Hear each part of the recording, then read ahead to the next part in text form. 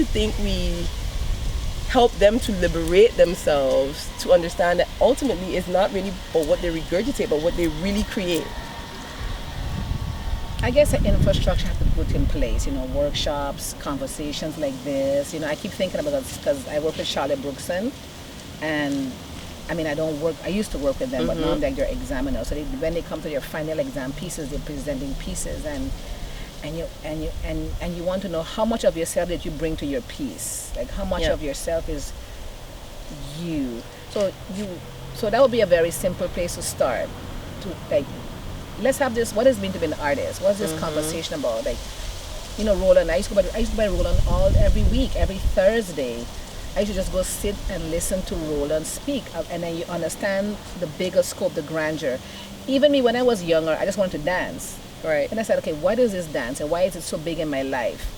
I need to understand more. And then I went to college, and at college you start getting concepts, ideas and thoughts, and now you start to dig deeper and understand there's a fuller density to what you can offer, or what is waiting to be released out of you. So right. So it's a dual, it's a duality of things. You are also the catalyst for something that's in you. So somehow a meeting have to happen where the information that is just waiting to be released, and you're ready to release it and open. And it means getting naked, it means getting vulnerable. People don't understand, I want to perform so bad, but I'm like, people know me in one way, and then to put myself there again, I'm walking that same challenge right now. I feel and it's getting bigger and bigger in me that I have to say, this person inside is like, I need to sing too, I need to dance too. So I remember this workshop that I did recently on my sabbatical. I remember so it was supposed to be, it's 10 sessions, and we did the 10 sessions, but it was supposed to be the first session, you just do the breathing exercises, and you go off into the second, right? But because I was so out of my body, and even with breathing, the first session, the second session was all about breathing, still, and then I remember in the second session, the lady with my teacher was like, she's like, I'm asking you to breathe, and you're doing something weird with your belly. And I was like, yeah. And she was like, why? Exactly. I'm trying to hold in my belly. And she was like, but if you want to sing, if you want to perform, you have to release your belly. You have to let go of your belly. And then I was like, no, but she's like, what is happening? So really, and when you talk about that getting naked, I was like, indeed that, like all these insecurities that you have as an artist is really stripping yourself and saying no, it's not really about me. So yes, it's about me because I'm the vessel indeed, but it's not about me. It's about the message, it's about the story. And if I'm pulling myself in all these different directions, then I'm not free, and then the message is not free. So and people feel it. You go to a show, you're like, nice, and then you go home, you don't think about it, or you get close to it, you just oh my God, that child, and you say, I want to work with you, I want to spend some time with you, and it almost feels like you're arrogant to say, I'm going to be the key to unlock you, that kind of way. But sometimes you have to be that person. But I just want to go back to when we talking about the collaboration a little bit, because I remember and this is one of the reasons why I also want to have you here. So two things. So one, I was recently at USM giving a talk about poetry and metaphor and all this stuff, and one of our former students was like, he's like, Miss Charles, you really inspired me, and I couldn't be who I am today without you. And I was like, but it was really weird, and then he was like, yeah, I want to work with you still, I want you to write me a calypso, and we can work together. And I was like, yeah, we can do it, when you're ready we can do it. But because I always do that to you, I feel like I wouldn't be sort of the artist that I am if not for you. And even to me in terms also of just showing up. So I remember all these times I would have Summer Speaks, Winter's Words, and I would just be like, Clara, I need to come and be the MC. Clara, I need to. And other people would ask, can you come be the MC? No, I can't do it. But you would always be there. So what do you think is that? Why do you think, and why are there not more people like you, just willing to show up and contribute? And what can we do to foster that sense of community in the art world? It's a lot of questions, I know, but it's this because is I genuinely like to be there. I love to see the unfolding. There's stuff that happens on stage that is so amazing. I love being there. I went to Dow's show the other day. I went with them because there's all this amazing magic happening. My God, who did I just guy called Wilkie the other day on piano, and then he just dropped some keys and some songs, and you're like, wow, like where that coming from, you know? Or, you know, you hear Oneika sing, and you hear this timbre, this place that. So for me, I think it's maybe very selfish. I just want to be around that energy. It feeds me. It feeds me. It adds to me every time that I'm in it. You know, like I said, go to Roller and like, you know, anybody, Cindy Schwazi, like if you go to her atelier, man, she got some work there that's so amazing, you know? Like I would say, like in addition to you, like not the only other people, because there are other people who like also, like, you know, everybody knows I love Deborah Jack. That's my, you know, exactly. If you're my mentor, that's probably my guru, even though she, you know, she probably doesn't know it. But like Mozera, like he's just one person. He's always like, you know, he pulls no punches. If he got something to say, he be like, if it's good, it's good. If it's not good, it's not good. You know, he Jack really, yeah, exactly. He's really like, no, you know, go deeper. Lysanne as well. He's like, listen, I heard that poem, it was good. What about this line here? What are you trying to deliver? You know, so. I mean, I have to say, like, St. Maarten has all these people who do you know, share and whatnot. I'm terrified of the Jack Spanier.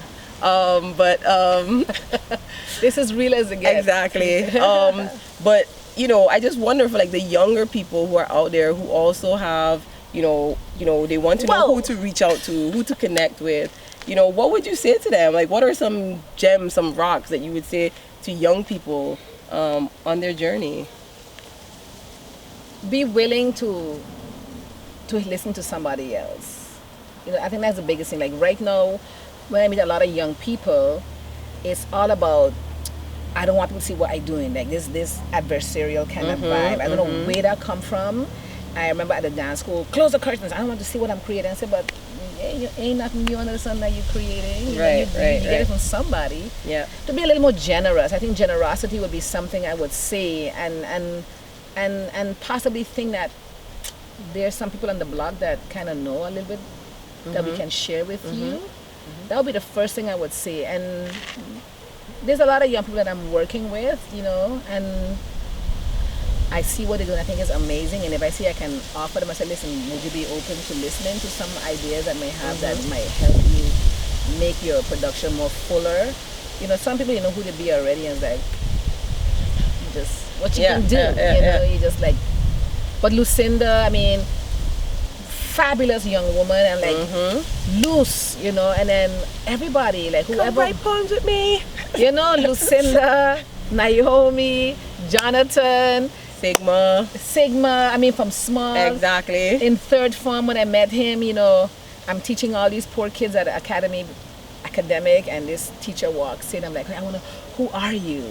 What are you about? Like, oh, and then Sigma comes up, yo, teacher, yo, I writing a trilogy. I got 3 science fiction. I'm like, really? Let's go. Show me. He had 3 handwritten notebooks that he wrote. I'm like, okay, so who this person is? You know, like, so we have these dense, rich people. Yeah. These amazing. And then, but St. Maarten in general, and that's the thing. When I talk to the older heads, everybody was either a singer, or a dancer, or a drummer. There was stuff always going on.